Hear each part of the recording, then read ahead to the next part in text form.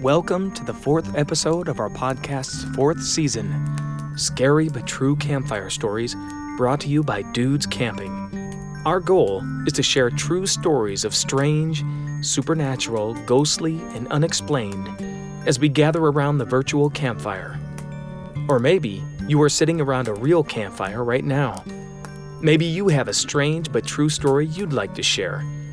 Email us at dudescampingstories@gmail.com with your own Bigfoot, UFO, ghost, conspiracy, or just unexplained supernatural story, and we'll consider it for broadcast. Don't forget to visit us on YouTube and Facebook at Dudes Camping. In the heart of the Oregon wilderness, what began as a routine hunting trip for Gary Joanis and Jim Newall quickly morphed into an encounter straight out of a legend. They watched, stunned and disbelieving, as a colossal hairy creature, a Sasquatch, emerged from the dense forest. In a moment that defied explanation, this immense being simply took their freshly killed deer, disappearing back into the tree line as abruptly as it had appeared, leaving the two hunters in a state of profound confusion and awe. Sit back, relax, and enjoy the Bigfoot of Bend, Oregon. You know, it's funny how some moments just etch themselves into your soul, no matter how many years pile up. For me, that moment was in the spring of '57 out near Bend, Oregon. Jim Newall and we were out there, just like we'd been countless times before. We were more than just hunting buddies. We were like brothers, forged in the quiet camaraderie of the wilderness. He was a steady hand, Jim, always calm, always thinking. I was a bit more impulsive, I'll admit, quicker to react. And that day, my quick reactions, well, they led us straight into something neither of us could ever have imagined. We'd left town before dawn, the old pickup rattling along the logging roads, headlights cutting through the pre-dawn gloom. The sky was just beginning to lighten, a pale wash of gray and rose over the eastern peaks. As we parked and shouldered our rifles, my old .30-06 felt familiar and was a comfort in my hands, a natural extension of my arm. We walked for a good couple of hours, deeper into the Deschutes National Forest, the silence broken only by the crunch of our boots on fallen leaves and the occasional sound of the wildlife. The forest was alive, but subtly so, rustles and whispers that only a hunter truly hears. We were looking for deer, of course. The rut was on, and the bucks would be moving. The sun was a good ways up by the time we found ourselves in a clearing. It wasn't a huge clearing, maybe 50 yards across, but it was perfect, a natural bowl surrounded by ponderosa pines and Douglas firs, with patches of sun falling on the forest floor. We'd split up, as was our custom, Jim circling wide to the left, me taking the right, hoping to funnel anything we spooked. I moved slowly, deliberately, my senses heightened, every fiber of my being tuned to the environment. And then I saw it. A magnificent buck, its antlers a proud rack against the backdrop of the trees, stepping cautiously into the clearing, head down, sniffing the air. It was a perfect shot, broadside, maybe 70 yards out.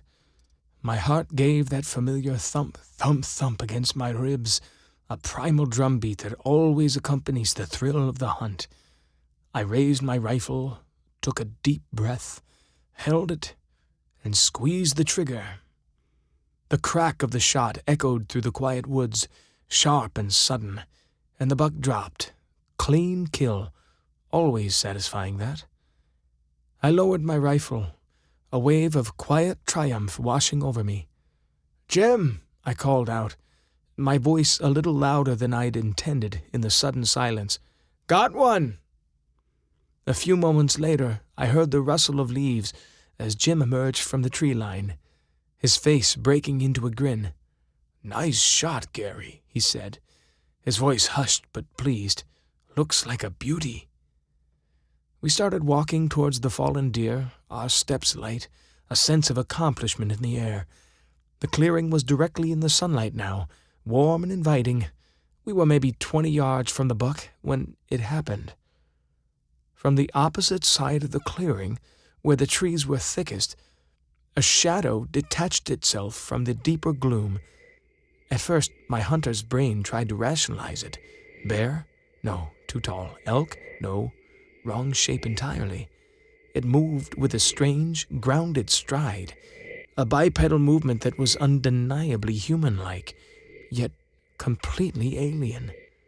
My hand instinctively tightened on my rifle. Then it stepped fully into the sunlight, and my breath tightened. It wasn't a bear. It wasn't an elk. It was something else. Something out of a nightmare, or an old logging camp tale whispered around a dying fire. It was immense, taller than any man I'd ever seen, easily 7, maybe even 8 feet.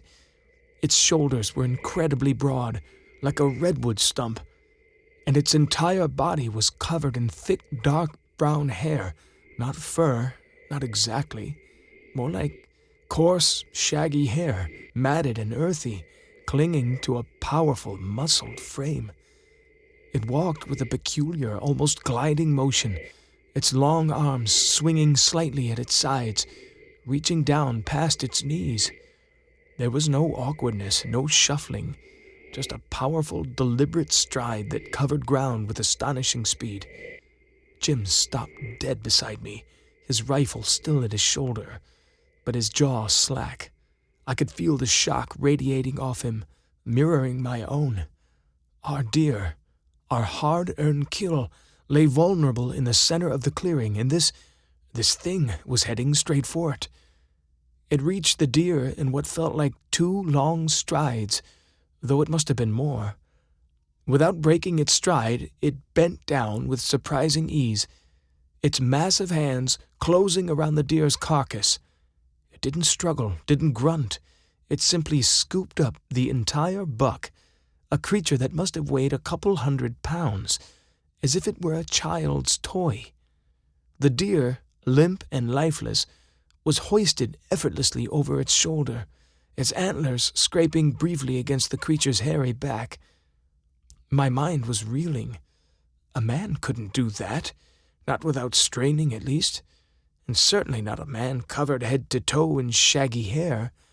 This wasn't a bear. This wasn't a hoax. This was real, and it was taking my deer. A surge of pure annoyance, hot and sharp, cut through the initial shock and fear.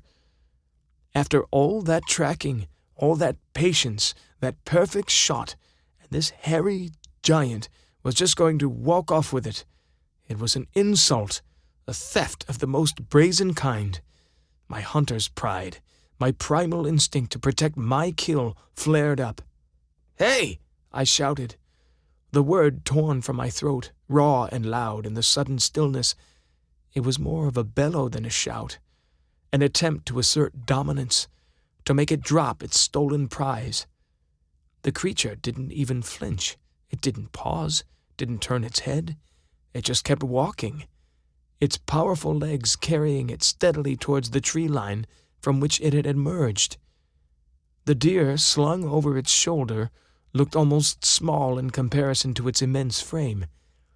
It was as if my shout was nothing more than a buzzing fly, an irrelevant sound in its world. That's when the anger truly took over. It wasn't just annoyance anymore, it was a deep rage. This thing was ignoring me, disrespecting me, taking what was mine. My rifle was still in my hands, already aimed in its general direction. Without a second thought, driven by instinct and fury, I fired. The .30-06 roared again, the sound ripping through the clearing. I was aiming for its center mass, for the largest target, confident in my marksmanship. I'd hit deer, elk, bear, all manner of game from far greater distances. This was a clear shot, an easy shot. I knew I'd hit it. I felt the kick of the rifle against my shoulder, saw the creature flinch, a subtle tremor running through its massive body. But then, something happened that defied every expectation. Instead of falling, instead of even stumbling, the creature let out a sound that chills me to this day. It was a shrill whistle, piercing and high-pitched, utterly unlike anything I'd ever heard in the woods. It wasn't a sound of pain, not a scream. It was more like a signal, a warning, or perhaps even a defiant cry. It was a sound that vibrated in my bones, a sound that spoke of something ancient and wild. And then it just kept walking. No blood, no sign of injury, just that strange, piercing whistle, and then its powerful stride carried it into the dense undergrowth on the far side of the clearing. The trees swallowed it whole. The deer still slung casually over its shoulder, as if it had simply dissolved into the shadows. One moment it was there, a monstrous, hairy silhouette against the sun-dappled woods, and next it was gone, leaving behind only the ringing silence and the lingering echo of that impossible whistle. Jim and I stood there, frozen. The rifles, which moments ago had felt like extensions of our will, now felt heavy and useless in our hands. The scent of gunpowder hung in the air, a stark contrast to the clean pine. "Gary," Jim finally whispered, his voice hoarse. What in God's name was that?" I couldn't answer him.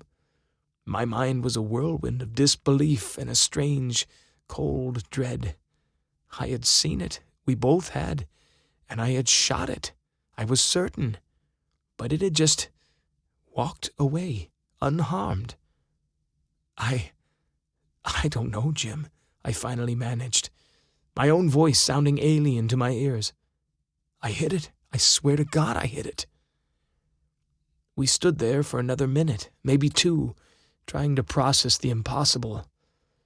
Then, slowly, cautiously, we started moving towards where the creature had disappeared. We walked to the edge of the clearing, our eyes scanning the ground for any sign. There were no tracks, not that we could discern in the leaf litter and pine needles.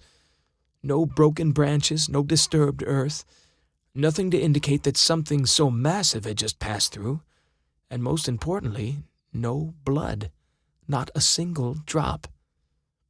It was as if it had never been there, save for the empty spot where our deer had been, and the indelible image burned into our minds. We searched for a good half-hour, Jim and I, meticulously combing the area. We found nothing, not a hair, not a print, not a smear of blood. It was maddening. It made me question my own sanity, even as Jim's wide, shocked eyes confirmed that we had both witnessed the same impossible event. The walk back to the truck was silent, heavy, and with unspoken questions. The thrill of the hunt was gone, replaced by a profound unease. The forest, which had always felt like a second home, now seemed to hold a new, unsettling mystery. Every rustle of leaves, every snap of a twig made us jump.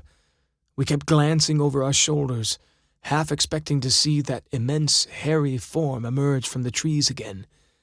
When we finally reached the truck, the sun was beginning to set, painting the western sky in hues of orange and purple. The world seemed normal, but we knew it wasn't, not for us. We drove back to Bend in a daze, our silence in the cab broken only by the hum of the engine. That night, I didn't sleep at all. Every time I closed my eyes, I saw it, the immense, hairy figure, the deer slung over its shoulder, the defiant, piercing whistle. I replayed the shot 100 times in my head, trying to understand how I could have hit it so squarely and yet left no mark. Jim called me later that night, his voice still shaky. We talked for hours, rehashing every detail, trying to make sense of the senseless. We were two rational men, experienced hunters, not prone to flights of fancy, but what we had seen defied all rationality. We decided after much deliberation to tell a few trusted friends, other hunters who knew the woods as well as we did. We didn't expect them to believe us, not entirely, but we needed to speak it aloud, to try and externalize the impossible. Most listened with polite skepticism, a few with outright disbelief. Some looked at us as if we'd finally lost our minds.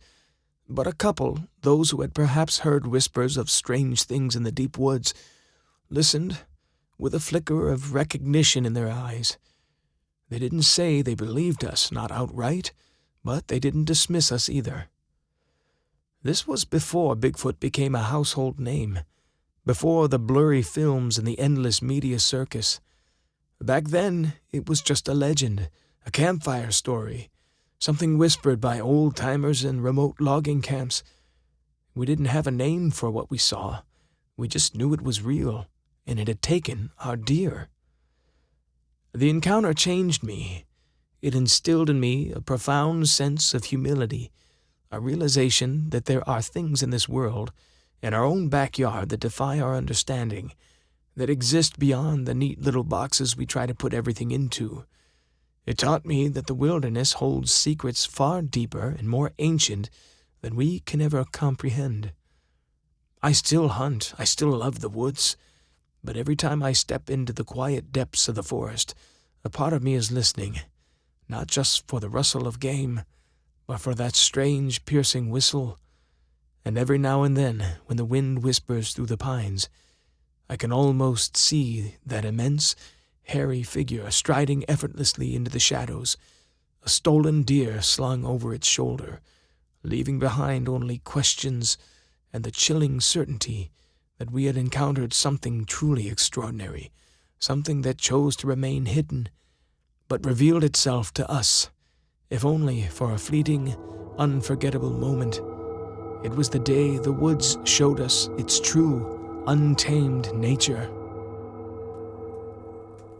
Thanks for listening to Scary But True Campfire Stories, presented by Dudes Camping.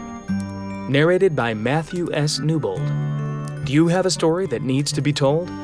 Email us at dudescampingstories@gmail.com with your scary but true story, and we'll consider it for broadcast.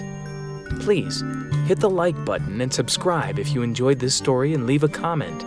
It really does help us out. Until next time, we will see you around the campfire.